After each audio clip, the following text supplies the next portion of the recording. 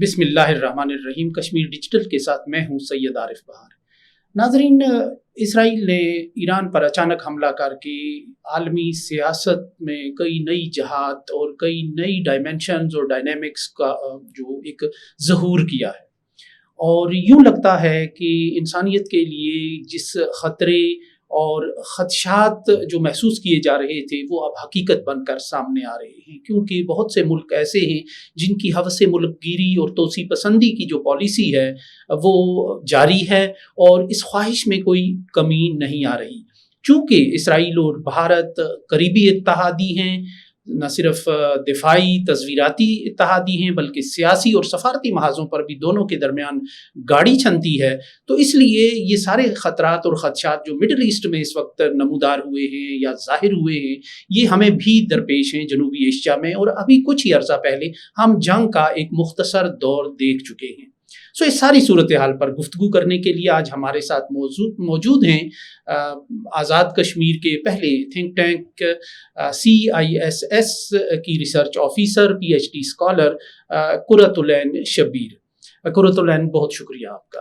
بہت شکریہ. آپ کیا کہیں گی کہ یہ جو صورتحال ایمرج کر گئی ہے مڈل ایسٹ میں، ایران اور اسرائیل کے درمیان ایک جو کنفلکٹ شروع ہوا ہے، اور جیسے کہ ان کے اسرائیل اور بھارت کے درمیان ایک نیکسس ہے، اب کوئی ڈھکی چھپی بات نہیں رہی، تو اس سارے تناظر میں اب ہمارے لیے کیا خطرات اور چیلنجز ابھرتے ہوئے آپ دیکھ رہی ہیں؟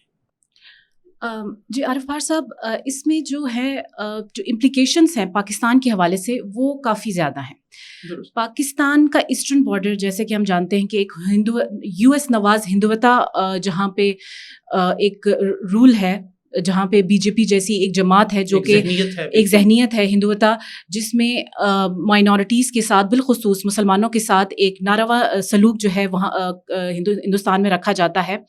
تو وہ اس چیز کی عکاسی کرتا ہے کہ کس طرح سے جو ایک سائڈ پہ پاکستان کے ایک ہندوتا ذہنیت ہے، اور دوسری سائڈ پہ اگر اسرائیل اپنے اس رجیم چینج کے آپریشن میں کامیاب ہو جاتا ہے تو کس طرح ایک زائنسٹ جو اسٹیٹ ہے پاکستان کے ساؤتھ ویسٹرن بارڈر پہ ہوگی، بالکل پہلو میں آ جائے گی. ایک ایسٹرن بارڈر پہ انڈیا اور ویسٹرن بارڈر پہ اسرائیل نواز حکومت. اگر یہ آپریشن ان کا یہ جو اٹیک تھا یہ کامیاب ہوتا ہے، جو کہ اتنا آسان نہیں تھا جتنا اسرائیل نے سمجھا ہوا تھا.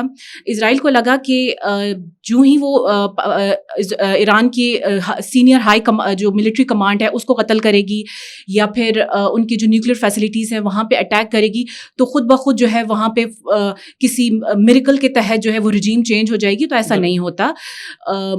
ان کو لگا کہ ہم لوگ ان کی ملٹری ہائی کمانڈ کو مار کے وہاں پہ خود بخود ایک بغاوت کو ہوا دے دیں گے، لیکن وہ تجربہ کرتے ہیں. لیکن آپ نے دیکھا کہ ایران نے مزاحمت کی ہے. اسرائیل نے جو ہے ابھی تک جو بھی حملے اسرائیل کی طرف سے ہیں اس کو سسٹین کیا ہے. تو یہ اتنا آسان تو پہلی بات ہے نہیں کہ جو رجیم چینج کا جو ان کا ایک پرپس ہے وہ اتنی آسانی سے حاصل شاید نہ ہو پائے. لیکن پاکستان کے لیے پاکستان کو اگر ہم دیکھیں تو پاکستان کے لیے اس میں جو امپلیکیشنس ہیں وہ سب سے پہلے تو یہ ہے کہ ہمیں سمجھنے کی ضرورت ہے کہ پاکستان اور ایران کے درمیان 905 کلومیٹر کا ایک لمبا بارڈر ہے. ٹھیک ہے، اور وہ بارڈر جو ہے وہ بلوچستان کے ڈسٹرکٹ چاغی ایک بہت ہی اسٹریٹجکلی امپورٹنٹ ڈسٹرکٹ ہے بلوچستان کا. یہ وہی ڈسٹرکٹ ہے جہاں پہ پاکستان نے اپنا پہلا نیوکلیئر ٹیسٹ 1998 میں سر انجام دیا تھا. اور یہ ڈسٹرکٹ جو ہے چاغی، اس میں ریکوڈک اور سینٹک مائن جیسی معدنیات خزانے موجود ہیں.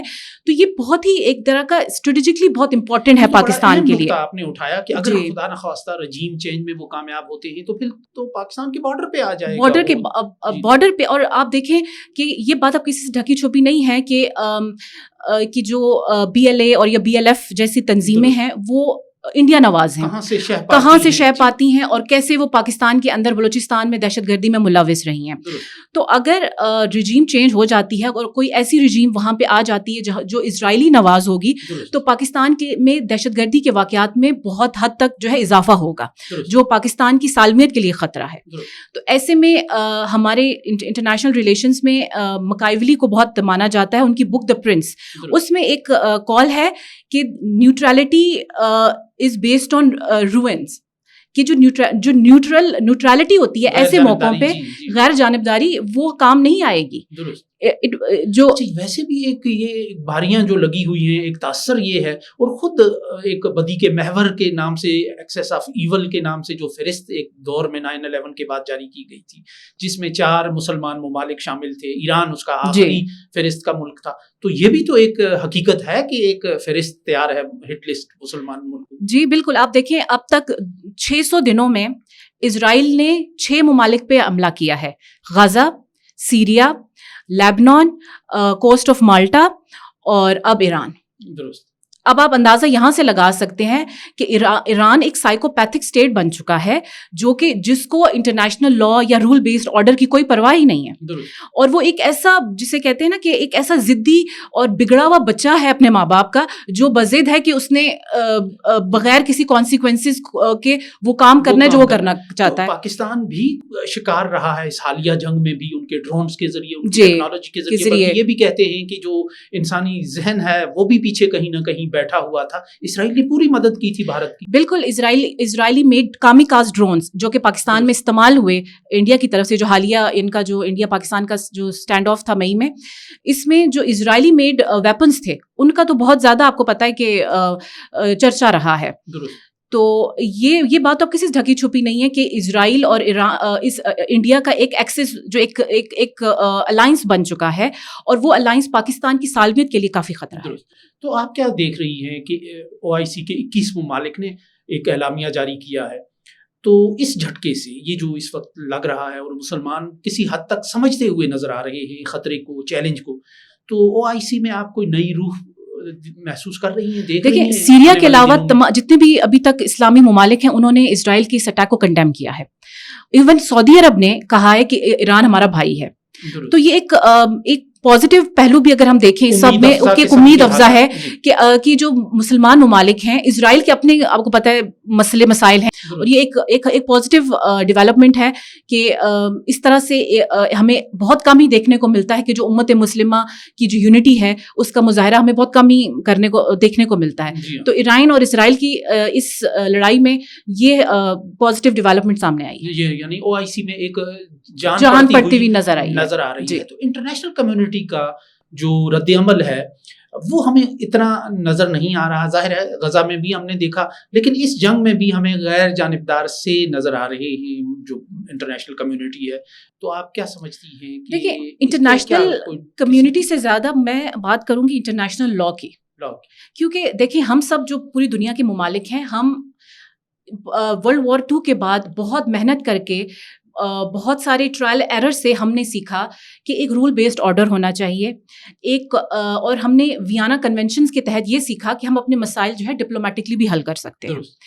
لیکن جو اسرائیل کر رہا ہے، اسرائیل جو انٹرنیشنل کرمنل کورٹ کے جو 4 جو ایلیمنٹس ہیں جس کے تحت آپ ایک انٹرنیشنل کرائم مرتب کرتے ہیں، ان میں ہے اگریشن اگینسٹ اسٹیٹ، یعنی کہ کسی بھی ملک کے خلاف انپرووکڈ اگریشن، جینوسائڈ جو کہ اسرائیل غزہ میں کر رہا ہے، پھر کرائم اگینسٹ ہیومینٹی جو اسرائیل اگین پیلسٹینینز کے خلاف کر چکا ہے، اور وار کرائمز جو کہ اسرائیل جو ہے پیلسٹائن میں جو فلسطینی ہمارے بھائی ہیں ان کے خلاف وار کرائمز بھی سر انجام دے چکا ہے، جس میں فاسفورس جیسے پروہیبٹڈ جو کیمیکلز ہیں ان کا استعمال بھی ہے.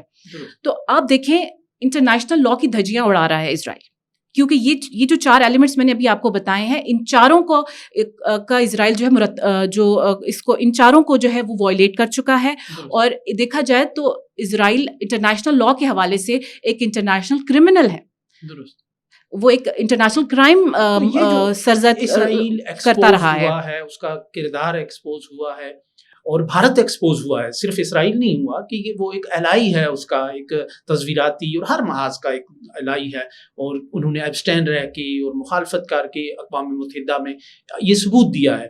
تو اب کشمیر کے حوالے سے بھی آپ OIC کی سطح پہ یا مسلم ملکوں میں اس ریئلائزیشن کی توقع کر رہی ہیں کہ واقعی یہ خطرہ اس نوعیت کا ہے کہ جیسے کہ فلسطینیوں کو درپیش ہے؟ دیکھیں، فلسطین اور کشمیر کے معاملات کو کی آپس میں مماثلت پیدا کرنا میں سمجھتی ہوں تھوڑا سا انفیئر ہے، کیونکہ فلسطین کے اپنے ڈائنامکس ہیں، فلسطین میڈیٹرینین کنٹری کا ایک ملک ہے جو اپنے مسئلے اپنے یونیک مسئلے مسائل سے نبٹ رہا ہے، اور کشمیر جو انڈیا پاکستان کے درمیان ایک تنازع ہے وہ ایک اپنے ہی یونیک مسئلے مسائل سے نبٹ رہا ہے۔ ان دونوں کے درمیان زبردستی کی مماثلت پیدا کرنا، ہاں مماثلت اس سینس میں ہے کہ دونوں مسلمان دونوں جگہوں پہ مسلمان بستے ہیں اور ایک ہی طرح کی ذہنیت کا شکار ہیں، لیکن ان کی ڈائنامکس ڈفرینٹ ہے۔ اگر آپ کشمیر کے حوالے سے بات کرتے ہیں تو شاید پاکستان کو کشمیر کے حوالے سے اس طرح سے سپورٹ نہیں ملی جس طرح سے ایران کو اب مل رہی ہے مسلم ممالک سے، حالانکہ مسلم ممالک نے صرف وربلی اور مورلی سپورٹ کیا ہے، ابھی تک کوئی جسے کہتے ہیں نا کہ اس طرح سے اس جنگ کا پراپر سائڈ لینا عملی طور پہ اس طرح سے شاید نہیں ہوا۔ لیکن کشمیر کے حوالے سے سعودی عرب کا اگر ہم بات کریں تو سعودی عرب نے میڈیشن ہمیشہ کرائسس مینجمنٹ کے حد تک رول اپ پلے کیا ہے، اور باقی ٹرکی تو آپ کو پتہ ہے، ترکی کا جو ہے وہ پاکستان کے ہمیشہ سے مشکل وقت میں پاکستان کے ہی حق میں رہا ہے۔ تو باقی اگر ہم کنٹریز کی بات کریں تو انڈیا اور پاکستان کی ڈائنامکس ایسے ہیں، یا انڈیا اور پاکستان اس طرح کے جو جیو پولیٹیکل جو مسئلے مسائل ہیں یا جو جیو پولیٹیکل ریالٹیز ہیں وہ ایسی ہیں کہ شاید کشمیر کے معاملے پہ جس طرح سے کھل کر ہمارے مسلم بردر کنٹریز کو آنا چاہیے تھا شاید وہ اس طرح سے نہیں آئے ہیں۔ ناظرین، پاکستان، بھارت اور اسرائیل اور ایران کی جو ایک تصادم کی کیفیت ہے اور بلکہ تصادم چل رہا ہے، اس پر آج ہماری ریسرچ اسکالر PhD اسکالر قرۃ العین شبیر نے گفتگو کی۔ سو اس کے ساتھ ہی اجازت دیجیے، اللہ نگہبان۔